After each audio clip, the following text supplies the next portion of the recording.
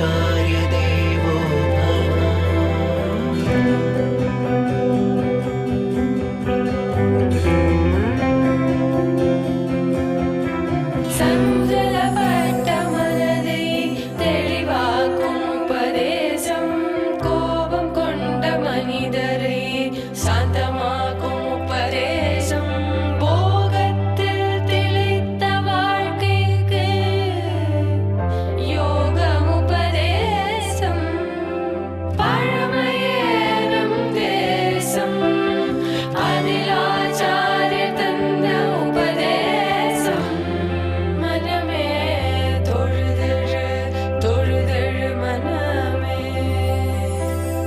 मातृदेवो भव पितृदेवो भव आचार्य देवो भव।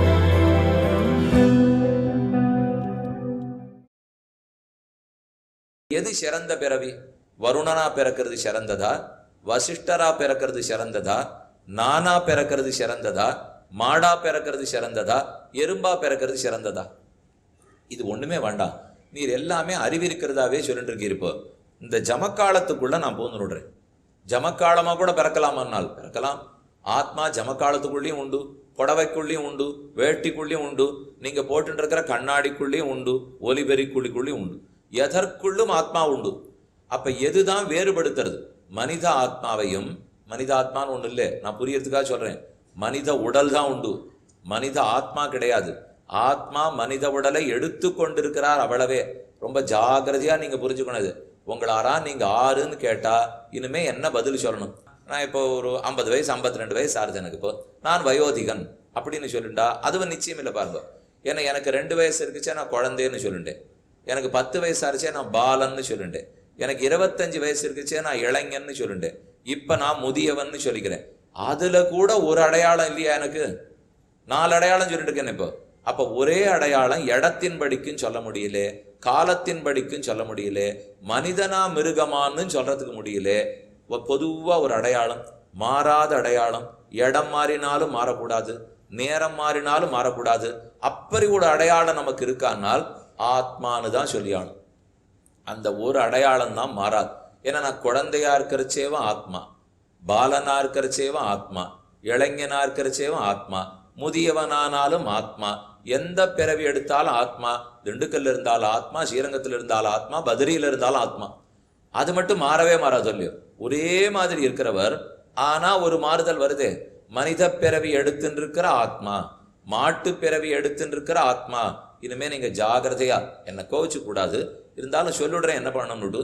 ஆறான்னு உங்களை நீங்க யாருன்னு கேட்டால் நான் ஆத்மான்னு பதில் சொல்லுங்க. அடுத்தது அவர் கேட்பார், இப்படி சொன்னீர்னா என்ன அர்த்தம்? இப்போ நீர் ஆறுனால் இந்த பிறவியில் மனித உடலை எடுத்து கொண்டிருக்கிற ஆத்மான்னு சொல்லுங்க. யார் கேட்டாலும் இதான் பதில். நாளைக்கு ஆட்டை கேட்டா அது பதில் சொல்லணும், இந்த பிறவியில் ஆடு உடலை எடுத்து கொண்டிருக்கிற ஆத்மா. மாட்டை கேட்டா சொல்லும், இந்த பிறவியில் மாட்டு உடம்பை எடுத்துட்டு இருக்கிற ஆத்மா. உறவுக்காரா கோச்சு நடுவா, அதுக்கு தான் என்ன கேட்காதீங்கன்னு சொல்லிட்டேன். யார் உங்களை கேட்டாலும் இப்படி சொல்லுங்க, நான் இந்த பிறவியிலே மனித உடலை எடுத்துட்டு இருக்கேன். அப்போ ஒருத்தரை கூட்டா யார் வந்தீர்னா உடல் வந்ததுன்னு சொல்லணும். அப்ப நீர் வரலையான்னா நான் உள்ள இருக்கிற ஆத்மா, அந்த ஆத்மா செலுத்த உடல் வந்ததுன்னு அர்த்தம். ஆகவே ஆத்மா வேறு, பிறவி எடுத்திருக்கிறது மனித பிறவி. ஏன் மனித பிறவி எடுத்திருக்கோம்? ஏன் இது ஆட்டு பிறவி எடுத்தது? ஏன் இது மாலை பிறவி எடுத்திருக்கு? ஏன் இது ஒலிபெரைக்கு பிறவி? காரணம் யாருகிட்டயோ இருக்கு. எழுத்த வீட்டுக்காரர்கிட்ட இருக்குமா, பக்கத்து வீட்டுக்காரர்கிட்ட இருக்குமா? நான் இன்னைக்கு மனித பிறவி எடுத்ததுக்கு யாரை குற்றம் சொல்லலாம்? என்ன காரணமா இருக்கும்னால், ஒரு காரியம் ஒருத்தரிடத்துல இருக்கணும்னால் காரணம் அவரிடத்துல தான் இருக்கணும், இன்னொருத்தர் இடத்துல இருக்க முடியாது. நான் தப்பா சாப்பிடக்கூடாத சாப்பிட்டா எனக்கு தானே வயத்த வலிக்கணும், என் அண்ணாவுக்கா வயத்த வலிக்கும்? நான் மருந்து சாப்பிட்டா எனக்கு தானே வயத்த வலி சரியா போகும், என் தம்பிக்கா சரியா போகும். அப்ப ஏதோ ஒரு காரணம் இருக்குன்னா எங்கிட்டத்தான் இருக்கணும். அந்த காரணத்தினாலதான் எனக்கு காரியம் ஏற்படணும். நன்னா படிச்சேன், 98 வாங்கினேன். நான் படிச்சா நான் தான் 98 வாங்குவேன், பக்கத்து வீட்டுக்காரர் படிச்சா நான் வாங்க முடியாது. அப்ப நான் இன்னைக்கு மனித பிறவி எடுத்திருக்கேன்னால் அதுக்கு காரணம் யார்கிட்ட இருக்கணும்? என்கிட்ட தான் இருக்கணும், வேற ஒருத்தர்கிட்ட இருக்க முடியாது. இன்னொருத்தர்கிட்ட இருக்க போனாலே இதனால சில மூட நம்பிக்கைகளை நீங்க தவிர்த்துக்கணும். நம்ம வாசல்ல போறோம், ஒருத்தர் வருகிறார், இது ஒரு வழக்கம் வச்சிருக்கா, குழந்தை இல்லாதவா எதிர்த்தாப்புல வந்துட்டாலோ கைம்பெண்கள் எதிர்த்தாப்பில் வந்துட்டாலோ போகாதே உடனே உள்ள வந்துரு மாத்திருவான்வா அப்படின்னு தகப்பனார் வேடிக்கையாக கேட்பார். இது நியாயமான வாதம். இப்போ நான் வாசலுக்கு போனேன், எங்கோ போயிட்டு இருக்கிற சமயத்தில் ஆரோத்தர் எதிர்த்தாப்பில் வந்தார், போயிருக்க வேண்டான்னு சொன்னா. ஆனால் நான் வாசலில் வந்துட்டு கோவிலுக்குள்ளே போனேன், பெருமாள்லாம் தரிசனம் பண்ணேன், அவர்கிட்ட மனமுருக வேண்டிண்டேன். எனக்கு 82 வயசு ஆறுது, அதனால இப்பவே மோட்சம் கொடுத்துட்டீர்னா திருப்தியா வருவேன், எப்போ வைகுந்தம் கொடுப்பீர், உம்ம திருவடிகளை எப்போ அணைவேன்னு உருகி கேட்டேன். பெருமானுக்கு ரொம்ப சந்தோஷம், இந்தா இப்பவே தரேன், உடனே கொடுத்தார். அந்த சன்னதி வாசல்ல இருந்தே நான் வைகுண்டத்துக்கு போயிட்டேன். திரும்பி எல்லாரும் சரீரத்தை தான் தூக்கின்னு வந்தா, நான் வர்றதுக்கு கூட இல்லை, உடம்பு வீட்டுக்கு வந்தது. வந்த உடனே பிளாக்கண ஆரம்பிச்சது. வாசல்ல போறச்சு அவர் வந்தார், போகாதேன்னு சொன்னேன், அதனால தான் நீ போயிட்ட பார் அப்படின்னு ஒரு பக்கம் சொல்லுமா.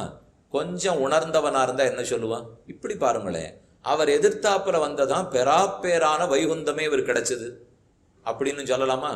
போயிட்டாரேன்னு சத்தமும் போடலாம், வைகுந்தம் கிடைச்சதுன்னு சந்தோஷமும் படலாம். ரெண்டுல எது சரி? இப்போ இன்னொரு விதத்துல பாருங்க, யாரோத்தர் வாசல்ல வந்ததுக்காக நான் வைகுந்தம் போனோம்னா அப்ப பக்தியும் வேண்டாம், ஞானமும் வேண்டாம், ஒண்ணுமே வேண்டாம். வாசல்ல ஒருத்தரை பார்த்தா வைகுந்தம் பட முடியுமா? அவ்வளவு தூரம் முட்டாள்தனமா எடுத்து பாருங்க. இது எதுவுமே காரணம் ஆகாது. ஒருத்தர் வெளியில வந்தா பார்த்ததுக்காக நாம் போகக்கூடாது, உட்கார்ந்துட்டு போனோம், நின்றுட்டு போனோம், இதெல்லாம் ஒன்றும் இல்லை. யார் எங்கெங்க போகணுமோ வீதியில போயிட்டு தான் இருக்க போறா. ஒரு வழக்கம் சொல்லுவோம், ஒரு அந்தணனா எதிர்த்தா மாதிரி வந்தா போகாதே, ஒத்தை பிராமணன் வந்தா போகாதேனால் நீங்க ஸ்ரீரங்கத்துல வந்து இருங்கோ, ஒத்த பிராமணன் வராத ஒரு நாள் வெளியில போய் காட்டுங்க, போவே முடியாது. எப்போ பார்த்தாலும் வீதியில் அவள் தான் போயிட்டு இருக்கா. இருக்கிறதே 8 தெருக்குள்ள பிராமணர்கள் தான் இருக்கா. இருக்கிறவா யார் வெளியில வந்தாலும் ஒருத்தர் இருந்த மாதிரி வரத்தான் போறார். அப்படின்னா இந்த சுவாமி வெளியில போகவே போறது இல்லையான்னு அர்த்தம். அப்படிலாம் நினைச்சு கூடாது. தேவையற்ற மூட நம்பிக்கைகளை தவிர்த்துடணும். பகவத் தியானமும் பகவத் பக்தியும் முக்கியம். இதனால என்ன ஆயிடுமோ அதனால என்ன ஆயிடுமோன்னு பயந்துண்டா வாழ்க்கையே நகராது. மேலும் நாள் என்ன செய்யும், கோள் என்ன செய்யும், நாம் பண்ணியிருக்கிற கர்மம் செய்யும், அதுதான் செய்ய போறதே தவிர இந்த நாள் வந்ததுக்காக சரிப்படுத்தணுமா வேணும். இப்போ ஒரு கல்யாணத்துக்காக பார்த்துட்டு இருக்கோம்னா அதுக்குன்னு அந்த கிரகங்கள் சரி வந்தா தான் கல்யாணம் நடக்கும். நான் என்ன முயற்சி எடுத்ததுக்காக நடக்காது. அதுக்கு அந்த நேரம் கூடி வரணுமோ இல்லையோ. அப்ப மட்டும் இத்தனை நாளா சண்டித்தனம் பண்ண நம்ம பொண்ணு சட்டுன்னு ஒத்து விடுவோம். பண்ணிக்கவே மாட்டேன் 30 ஆகணும்னு பிடிவாதம் பிடித்த பிள்ளை நேத்தே என் கல்யாணம் பண்ணலன்னு எது வேணா மாறும். ஏன்னா அவனுக்கு கிரகம் அதை போல வந்திருக்குன்னா அப்பதான் நடைபெறும். அதனால அது உண்டே தவிர அதுக்குன்னு இந்த நாள் இந்த நட்சத்திரம் அஷ்டமி நவமினா ஒன்றும் பண்ண மாட்டேன். நீ கோவிலுக்கு போன நினைச்சிருந்தேன், ஆனா யாரோ ஒருத்தர் பக்கத்துல தும்மி நாப்பில் இருந்தது, அதனால கோவிலுக்கு போகலேன்னு முடிவு பண்ணிட்டேன்னார். தும்மலை வச்சு இவன் கோவிலுக்கு போயிட்டான்னா என்னைக்கு போய் சுவாமியை சேவித்து என்னைக்கு இவன் மோட்சத்துக்கு போறது? இப்போ இதெல்லாத்தையும் கொஞ்சம் தவிர்த்து நடுங்க, ரொம்ப தேவையும் இல்லை. பக்தியில நம்ம நிச்சலும் இருக்க வேண்டும். பெருமான் திருவடியை பத்தினோம்னா கண்டிப்பா கிடைக்கும். அது வரைக்கும் நினைவில் கொள்க. ஆகவே ஒரு ஆத்மா மனித பிறவி எடுத்துட்டு இருக்கார். யார் காரணமா இருக்கணும்? அவரே பண்ணதுதான் காரணமா இருக்கணும். ஏதோன்னு அவர் பண்ணிருக்கணும், அதனால மனித பிறவி. ஏதோன்னு அவர் பண்ணியிருக்கார், அதனால மாட்டு பிறவி. ஏதோன்னு அவர் பண்ணியிருக்கார், அதனால கோழி பிறவி. ஒவ்வொரு ஆத்மா எதேதோ பண்ணத்தினால தானே, காரணம் இருந்தா தானே காரியம் கிடைக்கும். அந்த காரணம் என்னவா இருக்க முடியும்? நான் என்ன பண்ணா மனித பிறவி கிடைக்கும், என்ன பண்ணா மாடா பிறந்துருவேன். இன்னொன்னு, மாடா பிறந்தது போறதே பிராணம் போறது இல்லையோ, போன பிற்பாடு அது என்ன ஆகும்? உடலை கொண்டு போய் நம்ம எரிச்சு விடுறோம், இல்லை புதைச்சி விடுறோம். மனித பிறவியா இருந்தாலும் உடலை கொண்டு போய் எரிச்சு விடுறோம், இல்லை புதைச்சி விடுறோம். ஆயிடுத்து. ஆன பிற்பாடு என்ன ஆகும்? முடிஞ்சு போச்சானால் முடிஞ்சு போயிடுத்துன்னா ஒரு ஆபத்து இருப்பார். இப்போ ஆரோத்தர் மரணம் அடைந்தார், அன்னியோட அதுவே முடிஞ்சு போச்சு. வேற ஒன்று அதை தவிர இல்லை. ஒன்று முடிஞ்சதுன்னா அதை தவிர ஏதான் இருக்க போறதா? நன்னா பாத்திரத்தில் சமைச்சோம், முழுக்க சாப்பிட்டோம், சாப்பிட்டு முடிச்சு நன்னா பாத்திரத்தை தேய்ச்சி கவுத்துட்டோம். கவுத்த பிற்பாடு அதில் ஏதாவது சாதப்பருக்க இருக்குமா? இருக்கக்கூடாது. நன்னா தான் தேய்ச்சி கவுத்துருக்கோம், ஒன்றும் இருக்கு. இனிமே மறுநாள் சாதம் வடிச்சா தானே. அதே போல இந்த சரீரத்தை போட்டாச்சு, எரிச்சாச்சு. அதுக்கப்புறம் அதில் ஒன்றும் இல்லையோ ஒன்றும் இல்லைன்னு சொல்ல முடியல, ஏதோ ஒன்று இருக்குன்னு சொல்ல வேண்டியிருக்கு. ஏன் சொல்ல வேண்டியிருக்குனால், அது இருக்கும்போது உடம்பு வேலை செஞ்சுது, அது இல்லாத போது உடம்பு விழுந்துடுது. இந்த விழுந்தத்துக்கும் அது ஓடி ஆடின்றதுக்கும் ஏதோ வேறுபாடு இருக்க வேண்டாமா? இப்போ பேசின்னு இருக்கோம், ஆடின்னு இருக்கோம், பாடின்னு இருக்கோம். அப்புறம் சட்டுன்னு அது பேச மாட்டேங்கிறது, ஆட மாட்டேங்கிறது, பாட மாட்டேங்கிறது. என்ன வேறுபாடு? உயிர். ஏதோ ஒன்று சட்டு நமக்கு அதான் தோணும். இது உயிர் இருந்தது, அப்போ உயிர் இல்லை. உயிர் இருக்கவே பேசுறாருணும். அது என்ன உயிர்னா என்ன? உயிருங்கிறது உயிர் இருக்கிறதா, உயிருங்கிறது உயிரற்றதா? இப்போ நமக்கெல்லாம் உயிர் இருக்குன்னு சொல்லிக்கிறோம். எனக்கு உயிர் இருக்கு சொன்னீர், உயிருக்கு உயிர் உண்டானால் அப்படி ஒன்று நம்ம கேள்வியே பட்டதில்லை. இந்த கேள்விகள்லாம் கேட்டுன்றதே இல்லை. ஓஹோன்னு படிப்பு கூட படித்து 100க்கு 100 வாங்கிடுவோமே தவிர பல கேள்விகள் ஆன்மீகத்துல நம்ம கேட்டுக்கிறதே இல்லை. நமக்கு உயிர் இருக்கு இல்லைன்னு பேசுறமே, அப்ப உயிர்னு ஒண்ணு இருந்தால் அதுக்கு உயிர் இருக்குமானால் அப்படிலாம் இருக்காது. முதல்ல உயிர்ங்கிறது அறிவுள்ளதே அல்ல. உயிர்னு எதை சொல்லிட்டு இருக்கோம்னா ஆத்மாவைத்தான் சொல்றோம். அந்த ஆத்மாவுக்கும் உடம்புக்கும் என்ன வேறுபாடு இருக்கணும்? அறிவு தான் வேறுபாடு.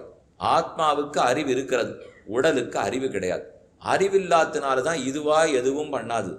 ஆத்மா தான் முடிவு எடுக்கணும். செயல்படுகிற உடலுக்கும் செயல்பட வைக்கிற ஆத்மாவுக்கும் வேறுபாடு அறிவு.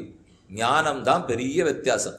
ஆத்மாவுக்கு ஞானம் இருக்கு, அதே உடம்புக்கு ஞானம் இல்லை. இந்த வேறுபாட்டை அப்படியே வச்சுட்டு இப்ப மனித பிறவி, ஆடு பிறவி, மாடு பிறவி, எறும்பு பிறவி வித்தியாசம் பாருங்க. எறும்புக்குள்ள இருக்கிற ஆத்மாவுக்கு ஞானம் இருக்கணும் இல்லையா? அப்பதானே அது ஓடி போய் அரிசியை சேமிச்சுன்னு வருது. மாட்டுக்குள்ள இருக்கிற ஆத்மாவுக்கு ஞானம் இருக்கும், அப்பதான் அது பாலை கொடுக்கறது, கண்ணுக்குட்டி கொடுக்கறது, நமக்கு கொடுக்கறது. நம்ம அறானு கிட்டக்க வந்தோம்னா கொம்பால போட்டு முட்டுறது. அப்ப அதுக்கு ஞானம் இருக்கு. எனக்கு ஞானம் இருக்கு, படிக்கணுங்கிறேன், உபன்யாசம் கேட்கணுங்கிறேன், கோவிலுக்கு போகணுங்கிறேன், பெருமாளை சேவிக்கணுங்கிறேன், எதோ பண்றேன். இந்த ஞானத்துல வேறுபாடு இருக்குமா இல்ல ஒன்னா இருக்குமா? நீர் இவ்வளவு நேரம் ஆத்மாவுக்கு அடையாளம் சொல்லச்சே எல்லாரும் ஆத்மா ஆத்மான்னு சொன்னீரே, ஆனா எங்களுக்குள்ள வேறுபாடு இருக்கே. நீங்க வேறையா இருக்கு, நீர் வேறையா இருக்கு, நீர் வேறையா இருக்கு. அப்ப என்ன வேறுபாடு இருக்கணும்? நமக்கு ஆட்டுக்கும் வேறுபாடு இருக்கே. என்ன வேறுபாடு? அறிவில் தான் வேறுபாடு. ஆத்மா எறும்புக்குள்ள இருக்கிற ஆத்மாவுக்கு இவ்வளவுதான் அறிவு. அதுக்கு மேல மாட்டுக்குள்ள இருக்கிற ஆத்மாவுக்கு அதிக அறிவு. அதுக்கு மேல ஆனைக்குள்ள இருக்கிற ஆத்மாவுக்கு இன்னும் அறிவு.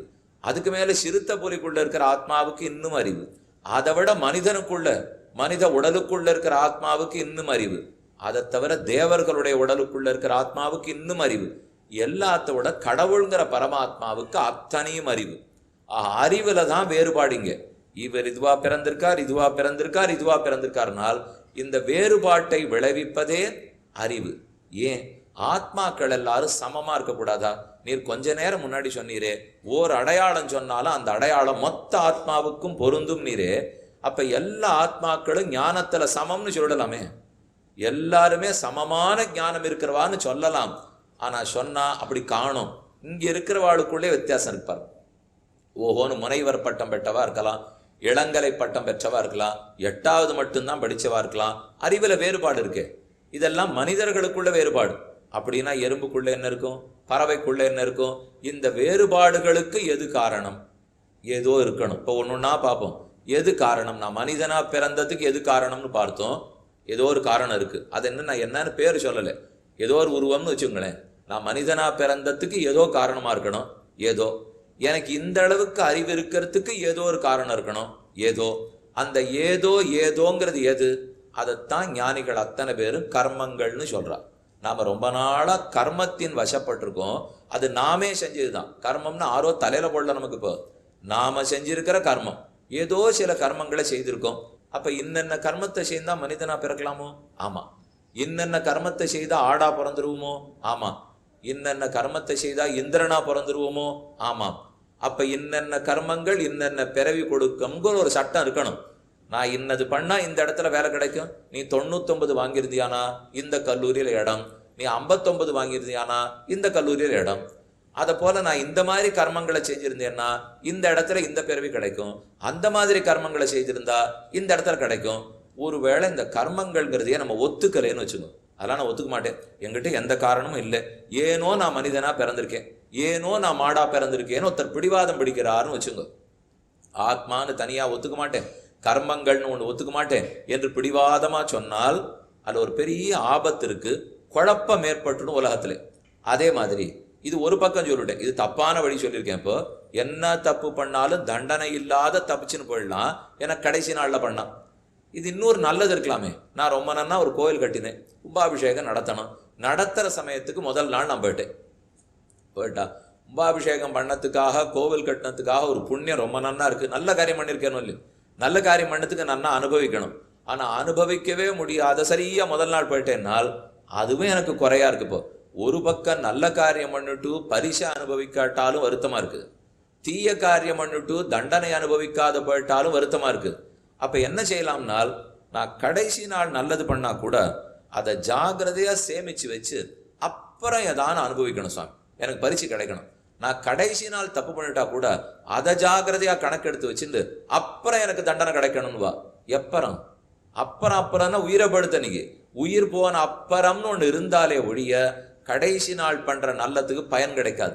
கடைசி நாள் பண்ண தப்புக்கு தண்டனையும் கிடைக்காது. பாருங்க, கடைசி நாள் ஒன்று பண்ணிட்டு போயிட்டேன்னால் அப்ப பயனும் இருக்காது, தண்டனையும் இருக்காது. இது கடைசி நாள் ஆபத்து. இதே போல முதல் நாள் ஒரு ஆபத்து இருக்கு. நான் முதல்ல இப்போ 1963 பிறந்தேன். பிறந்த சமயத்தில் எங்கள் அம்மாவுக்கு எங்கள் அப்பாவுக்கு பிறந்தேன் இல்லையோ, எதனால இவர்களுக்கு பிறந்தேன்? இன்ன பெற்றோருக்கு இன்ன குடும்பத்தில் நான் பிறந்திருக்கேன் என்னால். அது இப்போ எப்படி இருக்கீன்னு கேட்டால், நீ 40 வயசுல பண்ண நல்லது இருக்கீன்னு சொல்லலாம். 40ல் ஏன்னு கேட்டால் 30ல் பண்ணதுன்னு சொல்லலாம். 30ல் ஏன்னா 10ல் பண்ணதுன்னு சொல்லலாம். 10ல் ஏன்னா பிறந்தன்னைக்கு பண்ணதுன்னு சொல்லலாம். பிறந்தன்னைக்கு ஏன் இன்னாருக்கு இப்படி நான் பிறந்திருக்கிறேனே அது எதனாலேன்னு கேட்கணும்னா அதுக்கு முன்னாடி போனோம். இப்போ எங்க வயத்துல சிசுவா இருக்கச்சேவா, சரி போனா போறது, அதை கூட கணக்கெடுத்துப்போம். இப்போ வயத்துல சிசுவா இருக்கிறச்சே அம்மா வயத்தை நிறையா உதைச்சிருந்தீர்னா கட்டப்பட்டு பிறக்க போறீர். அம்மா வயத்தை குறைச்சலா உதைச்சிருந்தீர்னா தேவையில்ல நல்ல பிறவி கிடைக்கும்னு கூட நான் வெறும சொல்லியிருக்கேன். இப்போ இது எங்கேயானு புத்தகத்துல தேடாதீங்க. அப்படியே இதையே வச்சிருந்தா கூட சரி, அப்ப அந்த சிசுவா உருவான அன்னைக்கு ஏன் உருவானே? அப்ப அதற்கு முன்னாடி ஒன்று இருக்கணும் இல்லையோன்னால் அது ஏதோ இருக்கணும் சார். அது என்னன்னு தெரியல இப்போ. அப்ப அந்த பிறவிக்கு முன்னாடி ஏதோ இருந்திருக்கு. அப்படி நான் பண்ணதுனால தான் இந்த பிறவியே கிடைச்சிருக்கு. அப்ப முதல் நாளைக்கு முன்னாலும் ஏதோ இருக்குன்னு தெரியறது, கடைசி நாளுக்கு பின்னாலும் ஏதோ இருக்கணும்னு தெரியறது. இருக்குன்னு தெரியல, இருக்கணும்னு தெரியறது. இருக்காத பழுத்துன்னா அப்ப பரிசு கிடைக்காது, தண்டனை கிடைக்காது. இது இல்லாத பழுத்துன்னா நான் ஏன் முதல் பிறவி எடுத்தேங்கிற காரணமே தெரியாது படும். அப்ப எனக்கு முன்னாடி ஏதோ இருக்கு தெரியறது, எனக்கு பின்னாடி ஏதோ இருக்குன்னு தெரியறது. அது யார்கிட்ட இருக்கணும்? எங்க அப்பா அம்மா கிட்ட இல்ல, மற்ற பேர்கிட்ட இல்லை, எங்கிட்ட தான் இருக்கணும். ஏன்னா என்னை தவிர இன்னொருத்தர்கிட்ட இருந்தால் அப்ப என் பிறவிக்கு அவன் காரணமானும். அது பெரிய குழப்பம் இல்லையா? அப்ப எல்லாம் நீங்க சாப்பிட்டுட்டு இன்னைக்கு ராத்திரி எனக்கு சாப்பாடு கிடையாதுன்னு. இது முந்தா நாள் சொல்லியிருந்தா தேவையில்லை, ஏகாதசி நானும் பேசாம இருந்திருப்பேன். இன்னைக்கு சொன்னா ஆகுமா? நான் பசிச்சா நான் தான் சாப்பிடணும், எனக்கு வயத்த வலின்னா நான் தான் மருந்து சாப்பிடணும். அப்ப எங்கிட்டத்தான் எனக்குரிய காரணம் இருக்கணும். அது நான்கிற பிறவி எடுக்கிறதுக்கு முன்னாடியும் இருக்கணும். அது இப்ப மனிதனா பிறந்திருக்கிறதுக்கு பின்னாடியும் இருக்கணும். இதை வரைக்கும் நாம ஒத்துண்டா தான் சனாதன தர்மத்தை புரிஞ்சுட்டு இருக்கோம்னே அர்த்தம். இது ரொம்ப அடிப்படையானது. இதை தெரிந்துக்காத விட்டுட்டோம்னால் அப்ப அரிதறிது மானிடராய் பிறத்தல் அரிதுங்கிறதுக்கு பொருளே இல்லாத போடும். எதுவா இருந்தாலும் ஆடா பிறக்கல மாடா பிறக்கல. சுவாமி நான் கூட இந்திரன் சந்திரனா பிறந்திருந்தா தேவையில்லையா? இன்னைக்கு கடைசியில நீங்க புரிஞ்சுக்க போறது, இந்திரனுடைய பிறவியை விட மனித பிறவிதான் சிறந்தது, சந்திரன் பிறவியை விட மனித பிறவிதான் சிறந்தது, நான்முகன் பிரம்மாவனுடைய பிறவியை விட மனித பிறவி சிறந்தது, எறும்பை விட சிறந்தது, ஆட்டை விட சிறந்தது, அனைத்த காட்டிலும் மனித பிறவி சிறந்தது. ஏன் அப்படி என்னதான் இதுக்கு ஏற்றம் சொல்லி வச்சிருக்காள்னால், இப்ப இவ்வளவு நேரம் உட்கார்ந்து உபன்யாசம் நடந்து நீங்க புரிஞ்சுட்டு நான் புரிஞ்சுட்டு கடைப்பிடிச்சு இத்தனையுமே மனித பிறவில. விலங்கு பிறவியில உபன்யாசம் நடத்துவாளா? கோவிலுக்காரான்னு போவாளா? ஒண்ணுமில்லை.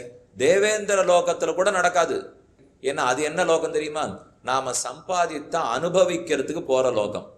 சம்பாதிக்கிற லோகமே இல்லை. இது இப்போ சம்பாதிக்கிறது ஒரு ஊர்ல சம்பாதிக்கணும், அனுபவிக்கிறதுக்கு செலவழிக்கிறதுக்கு இன்னொரு ஊர் போகும். வெளிநாட்டுல எல்லாம் மேல நாட்டுல வேலை பார்க்கறவா அங்க நன்னா சம்பாதிப்பா. அங்க 1 ரூபா சம்பாதிச்சா இங்க 67 ரூபாயோ இல்லையோ. அதானே வித்தியாசமே. ஜனங்களுக்கு ஆசை என்ன? இப்போ அங்க போய் வேலை பார்த்தோம்னா அங்க 1 சம்பாதிச்சா இங்க வரைச்சா 67 ரூபாய் செலவழிக்கலாம், இன்னொன்னா இருந்தா 100 ரூபாய் செலவழிக்கலாம். இந்த ஊர்ல நன்னா சம்பாதிச்சுட்டு வெளிநாட்டுல போய் யாரானு செலவழிச்சு பார்த்துருக்கீங்களோ? அப்படின்னா என்ன ஆகும்? 100ஆல வகுத்து பார்க்கணும். இங்க 100 சம்பாதிச்சா தான் அங்க போய் 1 செலவழிக்க முடியும். அங்க 1 சம்பாதிச்சுட்டா இங்க வந்து 100 செலவழிக்கலாம். அப்ப சம்பாதிக்கிற பூமி 1, செலவழிக்கிற பூமி இன்னொன்னு, சேர்க்கிற பூமி 1, அனுபவிக்கிற பூமி இன்னொன்னு. இந்த பூமி நம்ம பூலோகம்தான் சேர்க்கிற பூமி. அனுபவிக்கிறதுக்கு வேணா இந்திரலோகத்துக்கு போகலாம், சந்திரலோகத்துக்கு போகலாமே தவிர அது சேர்க்கும் பூமியே அல்ல. இதுதான் சேர்க்கும் பூமி. எது வேணும்னாலும் சேமிப்பது இங்கதான், எது வேணும்னாலும் செலவழிப்பதும் இங்கதான். இதை தவிர கர்மத்தை சேர்ப்பது வேற பூமிகளில் கிடையாது. நம்ம பூலோகத்துல கர்மத்தை சேர்ப்போம். இதை எதுக்காக சொல்ல வரேன்னால், ஆடாவோ மாடாவோ கர்மத்தை சேர்க்க முடியாது, கர்மத்தின் பலத்தை அனுபவிக்கத்தான் முடியும். இந்திரனாவோ சந்திரனாவோ கர்மங்களை சேர்க்க முடியாது, பண்ணிருக்கிற புண்ணிய கர்மத்துக்கு பலத்தை அனுபவிக்கத்தான் முடியும். மனித பிறவியில தான் ரெண்டுமே நடக்கும். கர்மங்களை சேர்க்கவும் முடியும், கர்மத்தின் பயனை அனுபவிக்கிறதுக்கு முடியும். நான் ஒரு புண்ணிய கர்மம் பண்ணியிருக்கேன்னால் நன்னா சௌக்கியமா ஆரோக்கியமா இருப்பேன், எல்லாரும் கொண்டாடுவா ஓஹோன்னு இருப்பேன். அது மனிதனால முடியும். புண்ணிய கர்மத்தை சம்பாதிக்கவும் முடியும். இதுல புண்ணியம் பாபம்னு ஏதோ சொன்னீரே, இப்பதானே கர்மங்கள்னு சொன்னீர். இது என்னது புண்ணியம் பாபம்? ஏதோ கர்மங்க இருக்குன்னு ஒருக்க தெரிஞ்சு போச்சு. அது நல்ல கர்மங்களா இருந்ததுன்னா புண்ணியம், அது தீய கர்மங்களா இருந்ததுன்னா பாபம். சமுதாயத்துக்கு ஏத்துக்கணும், சாஸ்திரம் ஒத்துக்கணும், கடவுளுக்கு பிடிச்சிருக்கணும், இருந்தா அது நல்ல கர்மா. இல்லை தப்பு தப்பா ஏதோ பண்றோம்னா அது தீய கர்மா. நல்ல கர்மங்களை புண்ணியம்னு சொல்றோம், தீய கர்மங்களை பாபம்னு சொல்றோம். அப்ப அந்த கர்மங்கள் எனக்கு முன்னாடியே நிற்கிறது. நான்ற மனித பிறவி எடுக்கிறதுக்கு முன்னாலேயே கர்மங்கள் இருக்கு. அது பண்ணது யாரு? நான் தான். இல்ல இன்னைக்கு தானே பிறந்தேன்னால், இதுக்கு முன்னாடியே ஆத்மா இருந்திருக்காரு. ஆத்மாவுக்கு பிறப்பும் இல்லை அழிவும் இல்லை. எடுத்துக்கொண்ட மனித பிறவிதான் புதுசு, அழிச்சுட்ட மனித பிறவிதான் போச்சு. இதுக்கு அப்புறமும் ஒரு பிறவி எடுத்துட்டு போறார், இதற்கு முன்னாலும் பிறவி எடுத்திருந்தார். ஆக மறுபிறவி மறுபிறவி மறுபிறவி, எண்ணிறந்த பிறவிகள் எடுத்துட்டே வந்திருக்கோம். எத்தனை? ஒரு 10-50 இருக்குமா? அனந்த கோடி பிறவிகள் எடுத்திருக்கோம். 1 இல்லை 2 இல்லை, எண்ணில் அடங்காத கோடிக்கணக்கான பிறவிகள் மாறி மாறி மாறி எடுத்துன்னு தான் வந்துட்டு இருக்கோம். அப்ப இந்த பிறவிகளுக்கெல்லாம் எது காரணம்? கர்மங்கள் காரணம். அந்த கர்மத்தின் மூலமா எப்படி கிடைக்கிறதுனால், பாவமா பண்ணி வச்சிருந்தோம்னால் அப்ப வேற பிறவி, ஆடு மாடு கோழி குதிரை. எப்படி ஓஹோன்னு புண்ணியம் பண்ணியிருந்தோம்னா இந்திரன் சந்திரன் குபேரன். புண்ணியத்தையும் பாவத்தையும் சமமா பண்ணியிருந்தோம்னால் மனித பிறவி. அப்ப புண்ணியமும் இருக்கு பாபமும் இருக்கா, மனிதனா பிறந்துருவோம். புண்ணியம் ரொம்ப பண்ணியிருக்கோமா, தேவலோகத்துக்கு போகலாம், நாகலோகத்துக்கு போகலாம், சந்திரலோகத்துக்கு போகலாம். பாபம் நிறைய பண்ணியிருக்கோமா, அப்ப ஒன்று தாழ்ந்த பிறவி, மரம் செடி கொடி மண்ணு மட்டை, இல்லை நரகம். இப்படியாகத்தான் பிறவிகளை ஏற்படுத்தி வச்சிருக்கா. அப்ப கர்மங்களை ஒத்துண்டாகணும். அல்ல நற்கர்மங்கள் எல்லாம் புண்ணியங்கள், தீய கர்மங்கள் எல்லாம் பாபங்கள். அதிகமான புண்ணிய கர்மம் இருந்தால் இந்திரலோகத்துக்கு போகலாம், இந்த லோகத்திலையும் அனுபவிக்கலாம். அதிகமான பாபம் பண்ணியிருந்தா நரகத்துக்கும் போகலாம், தாழ்ந்த பிறவியும் கிடைக்கும். பாபமும் புண்ணியமும் சேர்த்து பண்ணியிருந்தோம்னால் அநேகமாக தான் பண்ணுவோம். பாபமும் புண்ணியம் சேர்த்து பண்ணியிருந்தோம்னால் மனித பிறவி எடுத்துட்டோம். ஆக கர்மங்களை சேர்க்கறதுக்கு பொறுத்து தான் இந்த பிறவியே. இந்த பிறவி ஏன் எடுத்திருக்கோங்கிறது தெரிஞ்சு போச்சு. எடுத்திருக்கமே, எதுக்காக எடுத்திருக்கோம், ஏன் எடுத்தோங்கிறது வேறு, எந்த பயனுக்காக எடுத்தோங்கிறது வேறு. இது ரெண்டையும் மனுஷா குழப்பின்றுவா. குழப்ப வேண்டாம். இதனால் செய்தேன், இதற்காக செய்தேன், ரெண்டு வேற இல்லையா? இதனால் இது நடந்தது, இதற்காக இது நடந்தது. தெரியாத நமக்கு இப்போ. ஏன்னா இந்த கேள்வி பதில் எல்லாமே யாரோ சில பேர் கேட்டு இருக்காளே தவிர நம் மாட்ட சாமானியப்பட்ட மக்களுக்கு கேட்க வருதா? கேட்கறதுக்கு பதில் தான் கிடைக்கிறதா? கண்டிப்பா கேட்கணும், கண்டிப்பா பதில் பெறணும். ஏன்னா நீங்க பிறந்ததுக்கு தான் அவர் பிறந்திருக்கார், அவர் பிறந்ததுக்கு தான் அவரும் பிறந்திருக்கார், யார் பிறந்ததுக்கு தான் நானும் பிறந்திருக்கேன். யாருமே இவ்வளவுதான். ஏதோ கர்மத்தால தான் ஒத்தொத்தனும் பிறந்திருக்கும். இந்த ஒவ்வொருத்தர் பிறந்ததுக்கும் ஒரே பயன், பழைய கர்மங்கள் மொத்தத்தையும் தொலைப்பது பயன். அதுதான் நம்ம பிறவி எடுத்ததற்கே பயன்.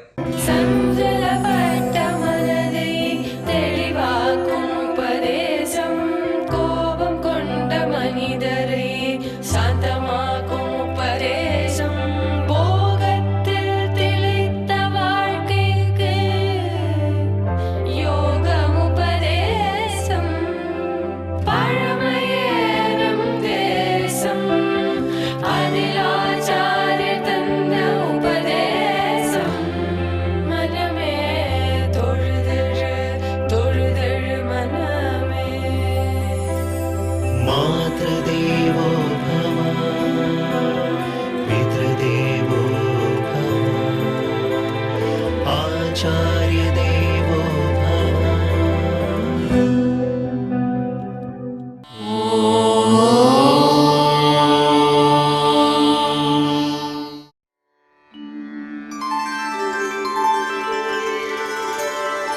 विना वेङ्कटेशं ननाथो ननाथः, सदा वेङ्कटेशं स्मरामि स्मरामि. हरे वेङ्कटेश प्रसीद प्रसीद, प्रियं वेङ्कटेश प्रयच्छ प्रयच्छ.